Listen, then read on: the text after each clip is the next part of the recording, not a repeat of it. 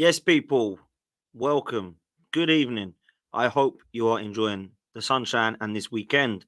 There is some news. Arsenal finally looking like they're going to get some business done, and it will be the second transfer that we'll go through if you can count David Raya. We are going to talk about Calafiori. Now, Calafiori, it looks as if it is a done deal. Fabrizio Romano, when he says, "Here we go," you get excited. And Fabrizio Romano is the one that I would say is, along with Ornstein, the most reliable. So, finally, Arsenal are going to get some business done. We're going to talk about Edu, talk about Arteta, talk about why we believe this stalled, talk about Calafiori and where his role might be. I, for one, am quite excited by what I hear and see from this kid. So we're going to talk a little bit about that. We're also going to go into some of the other transfer news. We're going to speak a little bit about Arsenal's friendly game against Leyton Orient as well. Talk about what happened there, who got on the score sheet, what the team was, and who's in training as we prepare for pre-season. So before we go any further, please do me a favor. Please hit the like button. Please hit subscribe. Please make sure that you get us up to 30k ASAP. I want to make sure that we have 250 likes on this by the time we finish. So please make sure that we all hit the like button and subscribe. Two buttons are absolutely free. If you would like to contribute towards a minimal fee for the content of the podcast, then please do so by hitting the join button. But just hit like and subscribe if you do want to keep things free. It's free content for you all. So please make sure you do that. Now, I am warm in here. My goodness, I've not been here at all today. And as you can see on my head, it is literally starting to get hot. So in this room, it is absolutely sweltering. So I might not be here too long, people. Big up to all of you. Big up to all of you for being here. Great to see all of you in the chat as well. Much appreciate. And I particularly appreciate Shane. Shane's a big gooner. Shane's now a member. If you do want to become a member, click join and you can be so. Make sure that you hit the like and subscribe, people, and get us up to our 30k target in this community. Great to see almost 250 people here already, which is fantastic to see. It's exciting. Arsenal are doing their transfer business. Now, I want to talk about this deal because the tweet that I've received today for a text message from someone was from Fabrizio Romano, and it came out earlier. Arsenal and Bologna have reached an agreement for Riccardo Calafiori after a breakthrough has been revealed earlier. It's understood that the fee is 40 million euros plus 5 million add-ons and a sell-on clause. Final step needed.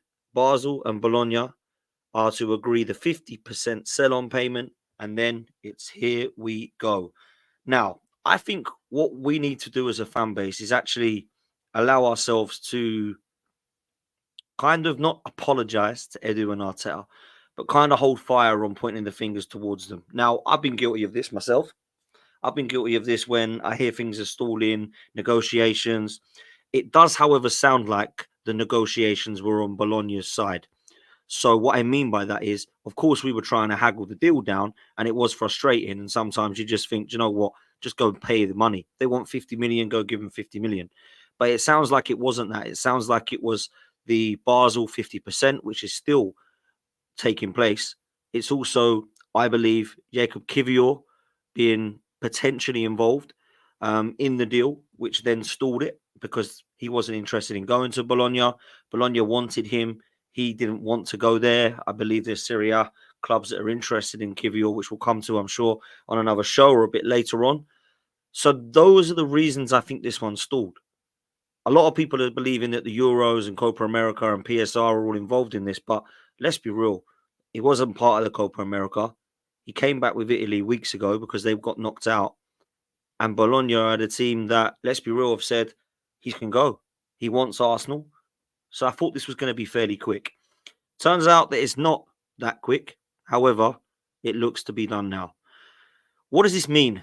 Well, what it means is that Arsenal have got a very highly rated centre-back / left-back. This guy can play left-sided centre-back and left-back. And a lot of people are saying that he has got attributes that are going to fit Mikel Arteta's Arsenal.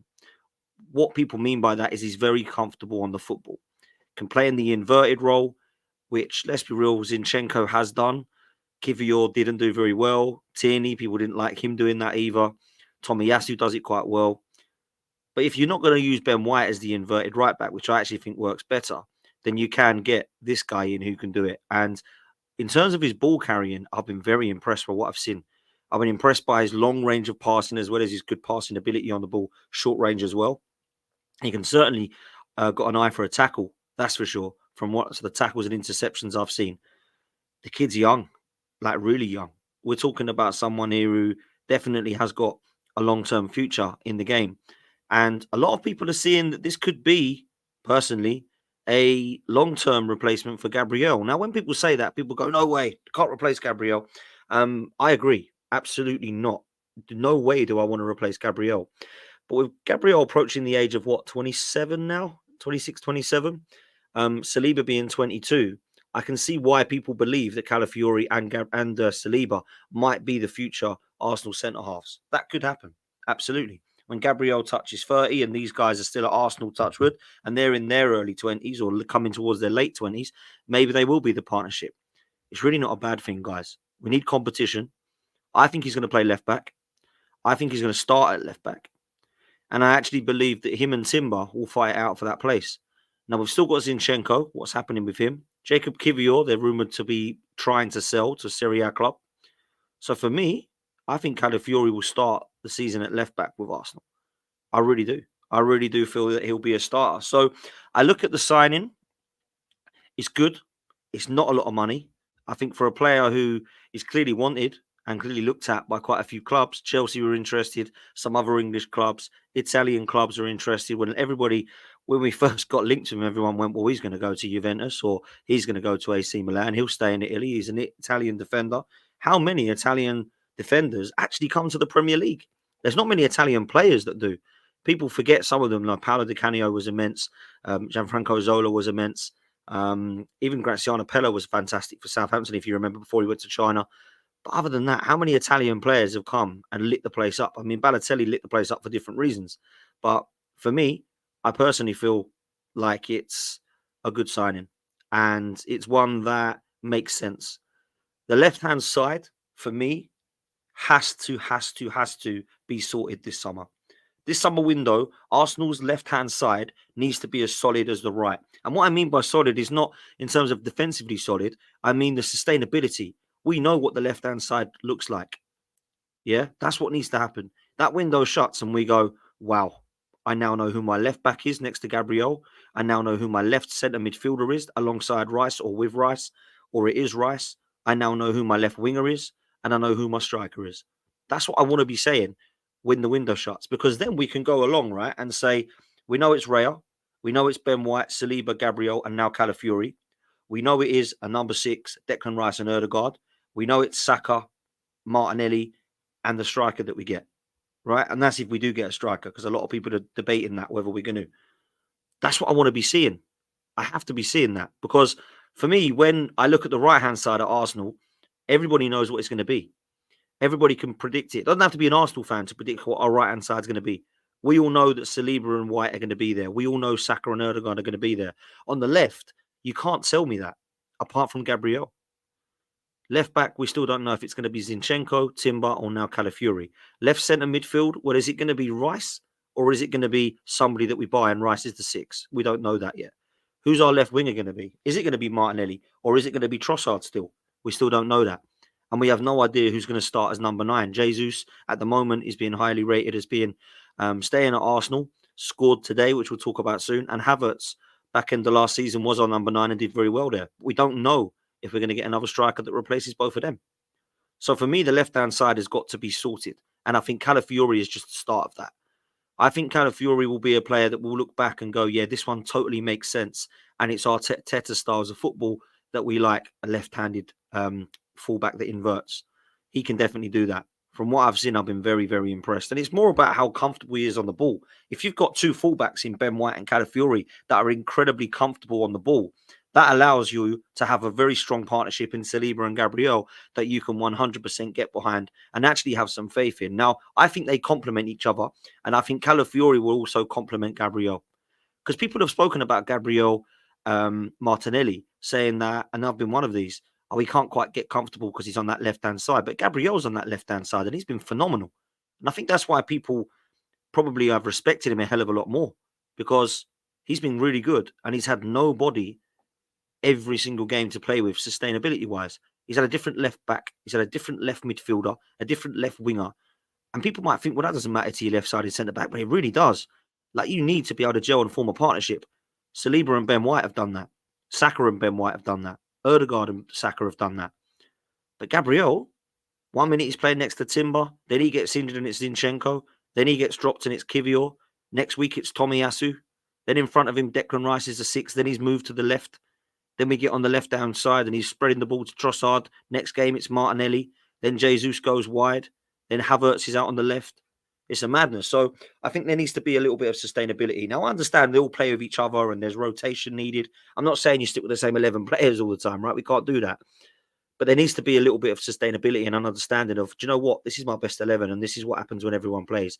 And I think at the moment, there's a few positions that people aren't too sure about. And definitely the ones that people are not so sure about, we can upgrade on them, right? I think we can upgrade on the goalkeeper. I think we can upgrade on a left back, which now I think we have in Calafiori. Definitely look towards a 6 or a left 8. Definitely look towards a striker. And I think once we've done that, I think we're pretty much there, guys. We're pretty much there. And that's why this window should be exciting. Do me a favor, people. There's well over 500 of you here. This is fantastic numbers. Please make sure you hit the like button. Please make sure you've subscribed. Once you've done those two things, I'll be very happy. So Calafiori is going to get done. £40 million is not a lot of money for a player of that quality and how highly rated that he is. The one thing that excites me the most is that he wanted to come to Arsenal. When there's a player who prioritizes Arsenal, that is always very exciting for me. Not because they go because they think Arsenal's a big club and they're going to get a lot of money over there. I think he's bought into the way things are. I think he's looked at the age of the players around him and thinks that I fit into that or he fits into that. I think he's looked at what Edu and Arteta have sold him and they believe in this project. When you look at what this potential signing could do for the actual back line, I actually think it can make it even stronger. There's a love for Pep Guardiola and Mikel Arteta for players who play fullback and centre-back and are versatile. We've only really got Gabriel and Saliba now that don't play in another position across that back line. Because Tomiyasu can play across the back line, Ben White can play across the back line, Timber can, and now Calafiori can. So 4 out of our 7 or 8 defenders that we've got can play in pretty much every single position across that back 4. That is vital and pivotal to what Mikel Arteta wants to do. So when I actually said Saliba needs cover, I kind of stand by that. Because if he got knocked, then maybe Ben White can do a job. Maybe Tomiyasu can. Maybe Jurriën Timber, because he played there today, can.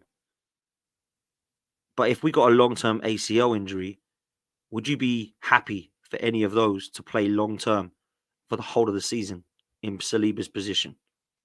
Let's see. Let's see where we're at. Touch wood, he doesn't get injured. We cannot, however, play him for 40 games again next season. That's for sure. With a Euros that he's just had as well, and pretty much got to the semi-final in it. So that's there. That's there. I personally believe we have to look at worst case scenario in every project, in every position. Why do we have to do that? Because we're negative? No, because we're realistic. And we know that Manchester City can replace everybody in their team. Other than Rodri, they can replace everybody. Even Ederson. Ortega's a good goalkeeper.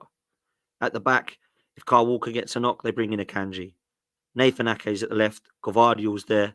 Diaz and Stones are still there. We didn't even mention.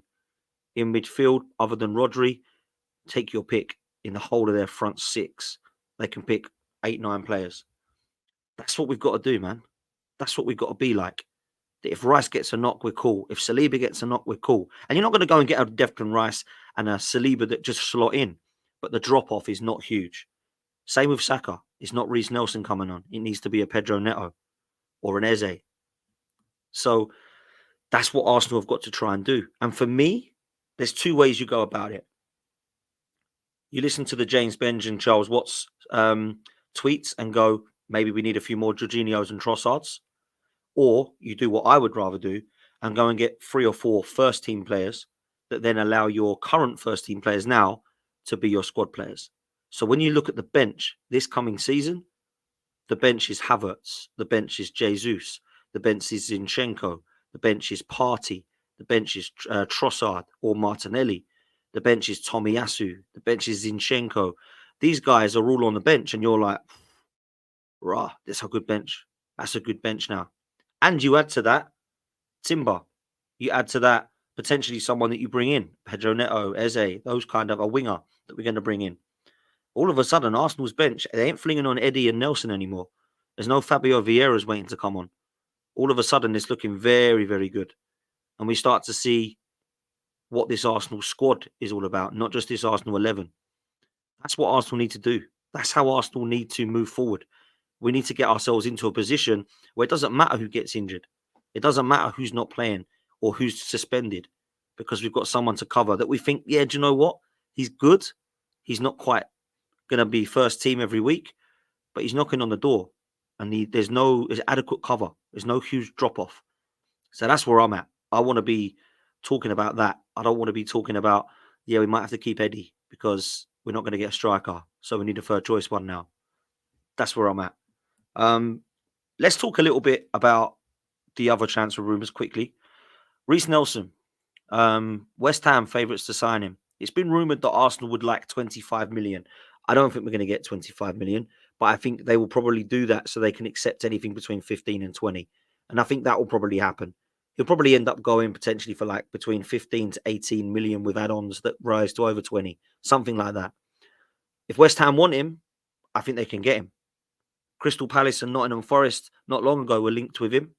I don't know how true that is or how much they do want him, but I know Palace will be looking at players with the rumours of Eze and Elise who's left. Maybe they're interested in coming in for Reiss Nelson always. Also, Eddie Nketiah, it's been reported on Sky Sports that he will be leaving Arsenal this summer. Where is he going? How much is he going for? Well, Marseille, believe it or not, are favourites to sign him. Maybe that's a good league for him to go over and score some goals in. Maybe it would suit. He's not young. People think Eddie Nketiah is a young kid. He's 24 years old now. He needs to be playing first-team football. I think we can probably try to get as close to 35 million for Eddie Nketiah. We sold Balogun for about 30 million, didn't we, or 35? If players like Elliot Anderson are going for that much money, if Nicholas Jackson went for 35 million, I think we could probably ask to get to that. I think we could probably look to try and get maybe, 30 rising to 35 in terms of add-ons. That would be a good sale for Arsenal, 100%. And then there's Smith-Rowe. Now, Smith-Rowe is a player I love. But if you're telling me that we're getting received bids over £40 million, I think he'll go. I think he will. Fulham and Palace, both interested. Bids have been rejected that are rumoured to be around 20 to 25 million pounds. I reckon their second bid's going to come in at 30 to 35, and I think we'll probably end up selling him for around 40-ish. It'll be a shame because I like him, but I also think it's good money. You know, we're talking about potentially 20 million for Nelson, 35 million for Eddie, and then Smith-Rowe. We're talking about 100 million there. That's a lot of money. You know, that can go and get you a striker like Alexander Isak. Not that I'm saying we're going to get him, but you get my point. 100 million pounds, a lot of money. Or maybe we go in for Bruno Guimaraes again. That's gone quiet, but people have been sniffing around it saying, I wonder if someone will go in, Man City or Arsenal. You've got the money there. So my point is we can get a lot of money and it's 100% profit because all three of them have come through Hale End. So it's great because we've produced these players. We've allowed them to be a part of the project at Arsenal. They've secured Champions League football. They've put us into title races. But now it's time to move on and bring some of the other players in my opinion. Now, if you was to ask me which player do I want to sell, Fabio Vieira or Smith-Rowe, it would be Fabio Vieira. But if Smith-Rowe is going to get us that money, we've got to accept it. And if I'm honest with you, I'd let Vieira go as well. I don't think he's good enough. I've never been a huge fan of him. Right? Ramsdale, I think I can see him going. I just don't know where to. I'm not sure if Premier League clubs of the Wolves and Brentford and Bournemouth and Southampton are going to want to pay £30 million for a goalkeeper. But if they do, I think they could quite easily get Ramsdale, and I think he'd be a phenomenal signing for them. So I think that's where we're at. Let's get rid of this idiot in the chat. I feel like there's other opportunities for us to get rid of some players. Kieran Tierney being one of them. We've seen Tavares and Lokonga leave. We've seen as well links to Jacob Kivior. And I think personally that will be a really sort of fair sale if we was to get our money back or more for him. I don't think he's one that we need to sell. I don't think Arteta wants to sell him, but I do believe that he wants to go. He wants to secure first team football. Fair enough. Syria are interested. Juventus are being one club mentioned. AC Milan were mentioned in the winter window. So he's definitely for sure getting a lot of interest over in Italy. So maybe he'll go. I think that means Zinchenko stays. And I think then you have Zinchenko, Timber, Tomiyasu, and Calafiori that can all play left back. You've got Calafiori and Gabriel that can play left centre back. You've got Timber, Tomiyasu, Ben White, and Saliba that can play right-sided centre back. And then you've got Tomiyasu, Timber, and Ben White that can play right back. So we're covered, right? We're covered. I feel like Zinchenko, however, and I spoke to Curtis about this yesterday, could actually be used as more of a midfielder option. We have got no left 8 at all, other than Declan Rice. Jorginho can't play in the 8. Partey can't play in the 8. Smith-Rowe looks to be on his way out. Havertz can't play in the 8. That leaves Fabio Vieira, and he isn't good enough. So there is problems in that left 8 position. Is it going to be Mikel Merino? We don't know yet. That's gone quiet. Barcelona are interested in him as well. If he's got his dream on staying in Spain and going to Barcelona, it could be a problem. It could be. So let's see if he wants to come to Arsenal. I believe Villa and Arsenal were interested in him. It sounds as if they are. I think they will be interested in talking about it. And I feel like there's definitely more of an understanding of... Fabrizio Romano has literally just tweeted out 1 minute ago, actually, about Calafiori. He says, more on Calafiori to Arsenal, exclusive story. New round of talks are ready on Sunday in order to close the deal. Just waiting for Bologna and Basel to agree on a sell-on clause payment structure. No medical tomorrow, but formal steps and signature expected next week. When he says next week, we're on Saturday.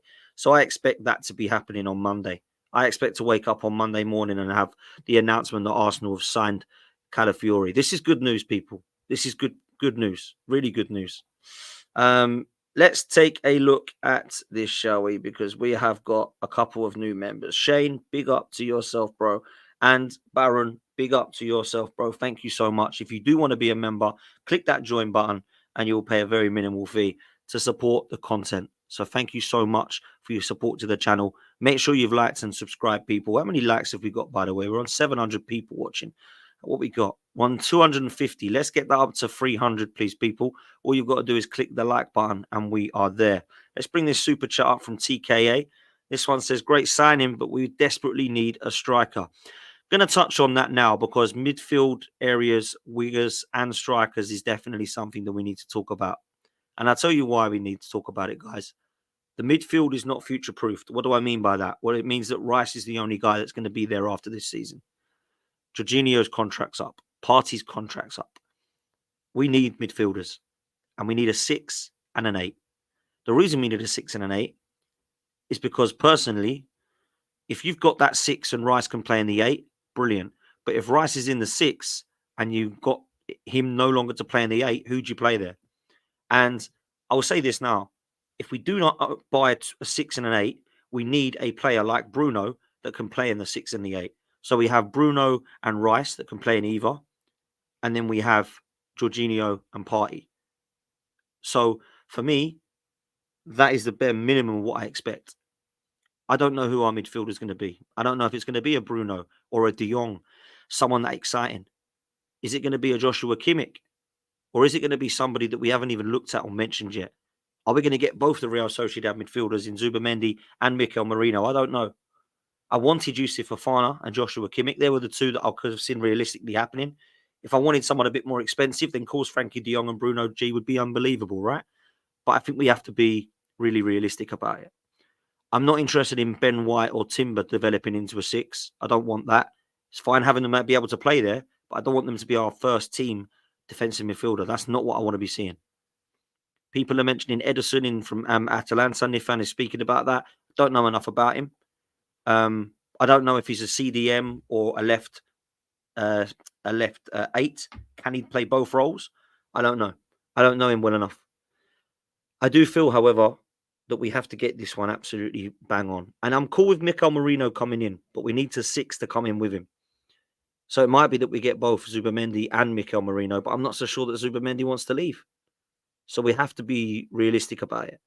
And I think personally, if we wanted to spend money, I would rather spend money on a midfielder than a striker. And that might sound crazy to some people. They might be like, what are you talking about? We need a bloody striker. Yes, we do. But we also need a midfielder. And this is why when people say to me, what's your area of priority? It isn't just one. We need to cover for Saka. We need to get a striker. We need to get a defender in, which looks like what's happening now. We need to get two midfielders in. Everybody wants to say a winger. So we're looking at this thinking there's 5 or 6 opportunities there. There's 5 or 6 positions that need filling. We absolutely have to do this. So I think that's what needs to happen. And the wide players, Nico Williams, yes, 100%. But I think he wants Barca. Barca might not be able to afford him. They're going to be able to. Let's just be real. Barcelona will definitely be able to sign Nico Williams. If they want him, I think they'll get him. Talk of Rafinha leaving. Frankie de Jong was mentioned of leaving. I mean, that would be a fantastic signing, wouldn't it? But I don't think that's happening. I think they'll get Nico Williams by selling a couple of players, right? So that's where I'm at there. When it comes to the other wide players that mentioned, Pedro Neto was mentioned. And I think this would be a phenomenal signing. I'm a big fan. I understand and appreciate, trust me, I really do, that it was it's an injury-prone player.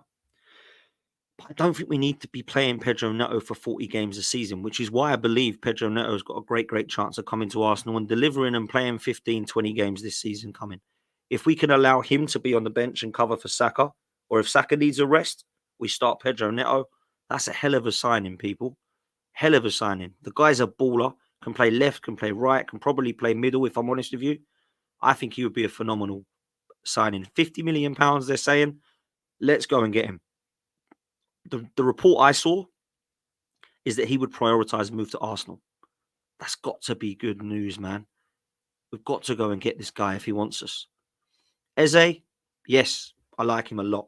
It makes sense. 60 million, can play everywhere across the midfield, can probably play in the left 8 role as well if he was trained there by Mikel Arteta. He can play 10 for Odegaard if he was to get a knock. He can play right if Saka needs a rest. He can play left if he really needed to. He would be a really good signing. And you might even be able to get both. People might laugh at that and go, we don't want both. You don't need both. I would take him 100%. Then we look at one of the other options that I just can't get out of the back of my mind. I've not seen anyone linking with us yet, so don't get excited. This is not an exclusive. But I know Leroy Sané loves Arteta, and I know Arteta loves Leroy Sané. When they were at City together, he was one of the many that said how great Arteta was, right? But I mean, it needs to sell before they buy again. Now, it doesn't mean they're going to sell all their players. It doesn't mean they want to sell Musiala and some of the others. But I wonder if we could tempt Leroy Sané out. And I don't think this would be 40 million, 50 million. I think that we're talking about a player who we can get for a reasonable sum of money here. Now, we're not going to pick up for £10, but at the same time, I don't think Bayern Munich would require 80 or 90 million for him. So that one could be interesting. Plays right and left. The only thing is, I think if I'm honest, Eze and Pedro Neto would probably be the ones I would go with ahead of him. Nico Williams is my number one. Yeah, but I would go Pedro Neto ahead of him and Eze ahead of him. Let's talk about the striker to kind of come to a close before we start talking about what happened today with the Arsenal friendly. I got a really nasty feeling we're not going to get a centre forward, people. I got a really nasty feeling. Why? Because Osimhen's on his way to PSG. Ivan Toney's a slash price, and apparently Arsenal aren't interested. Ollie Watkins isn't reasonable or realistic. Neither is Alexander Isak. That leaves one striker, and that's Victor Gyökeres. I don't want a Boniface or a Jonathan David or a Dominic Solanke or anything like that. Victor Gyökeres is the only one that I can actually see potentially coming to Arsenal. £84 million release clause. Maybe if we start selling, we could be able to release that and activate that. Or do we wait for Alexander Isak the following summer? I would be happy if I could guarantee that Alexander Isak comes to Arsenal. I'd be happy us not getting a striker this summer. But what we could do is go for a Gyökeres and then still go for Isak the following year. Both Swedish, by the way. And I feel that could happen. It could happen. Now, I would love Gyökeres. I think he's very, very talented. From what I see and hear, I think he'd fit the Premier League. I think he'd fit Arsenal. But there's always that risk that he might not. Alexander Isak fits, mate. Trust me. Yeah, after Haaland, he's the best centre forward in the Premier League, in my opinion. Better than Tony, better than Watkins, better than Son, better than, just name all of them. He's better than them. So I'm looking at it now thinking, yeah, Isak's the one, but maybe Gyökeres will be good for this summer. So we're going to have to watch this space, as I keep saying, and see what happens. Let's talk about today. Arsenal, or an Arsenal 11, I should say, beat Leyton Orient in a friendly 2-0. And the goals were scored by Gabriel Jesus and Emil Smith-Rowe. It was behind a closed-door friendly at the Sober Reality Training Centre, which is Hale End, as I know it. It's now been changed. I'm just going to read this out from the Arsenal.com website, literally, to give you guys an insight.